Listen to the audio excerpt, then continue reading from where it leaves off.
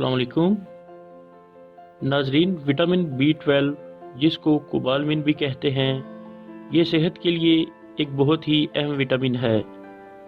ये उन विटामिन में से है जो कि जिस्म में ज़हीरा नहीं हो सकते और रोज़ाना जिस्म को इनकी ज़रूरत होती है।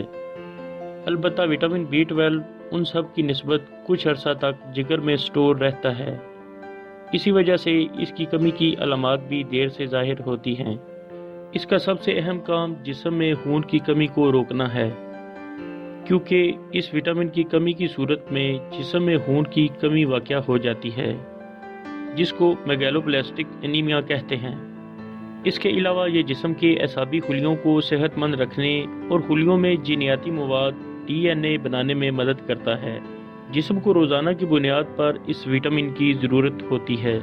जवान मर्दों और औरतों को रोज़ाना 2.4 माइक्रोग्राम, हामला ख़वातीन को 2.6 माइक्रोग्राम और दूध पिलाने वाली औरतों को रोज़ाना 2.5 माइक्रोग्राम विटामिन B12 की ज़रूरत होती है।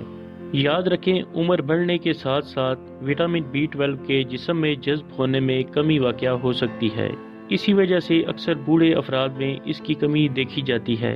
इसके अलावा ऐसे अफराद जो जानवरों के ज़राए से हासिल शुदा खुराक नहीं लेते और सब्ज़ी खोर हैं यानी वेजिटेरियन हैं, या बहुत कम मिकदार में ऐसी ग़िज़ाएँ लेते हैं जो जानवरों से हासिल होती हैं, ऐसे अफराद भी विटामिन B12 की कमी का शिकार हो जाते हैं। शुगर की मेडिसिन जैसा कि मेटफॉर्मिन वगैरह भी विटामिन B12 के जज़्ब होने में मुदाखलत करती हैं।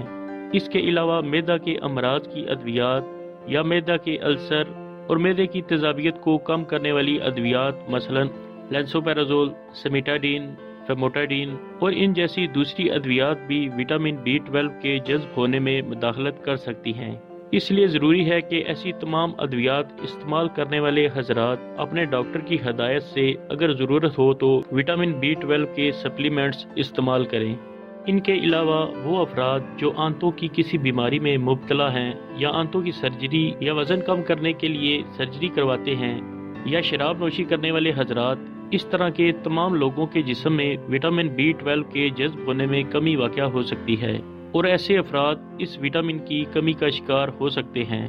जिस्म में विटामिन B12 की कमी की अलामात मुंदरजा झैल हैं: भूख में कमी और पेट में गैस महसूस होना, जल्द की रंगत पीली होना, थकावट, कमज़ोरी और चलने में दुश्वारी, यादाश्त की कमी और रवैये में तब्दीली, धड़कन तेज़ होना, सांस की कमी महसूस करना, कब्ज़ या असहाल वगैरह। नाजरीन, एक और अहम बात जो कि दिल के ऐसे मरीजों के लिए है जो दिल की सर्जरी के बाद स्टेंट लगवा चुके हैं, वो मल्टी विटामिन सप्लीमेंट से गुरेज करें और ज़रूरत पड़ने पर भी सिर्फ डॉक्टर की हदायत से लें, क्योंकि विटामिन B12, B9, B6 वगैरह एक साथ लेना ऐसे लोगों के लिए खून की नालियों के तंग होने का खतरा पैदा कर सकता है। अगर बात करें किन किन चीज़ों में विटामिन B12 पाया जाता है, तो गोश्त, अंडे, जानवरों का जिगर, दूध और दूसरी तमाम डेयरी प्रोडक्ट्स इसका बेहतरीन ज़रिया हैं। विटामिन B12 को लेबॉर्ट्री में भी तैयार किया जा सकता है। इसके सप्लीमेंट्स नेज़ल स्प्रे और नेज़ल जेल की सूरत में भी दस्तयाब हैं, लेकिन किसी किस्म के भी सप्लीमेंट्स डॉक्टर की हिदायत के बगैर ना लें, क्योंकि ये सेहत से मुतल्लिक किसी मसले का बायस बन सकते हैं। नाजरीन, उम्मीद है इस वीडियो से आपके इल्म में इजाफा हुआ होगा। दुआओं में याद रखें। अगली वीडियो के साथ फिर हाजिर होंगे। अल्लाह हाफिज़।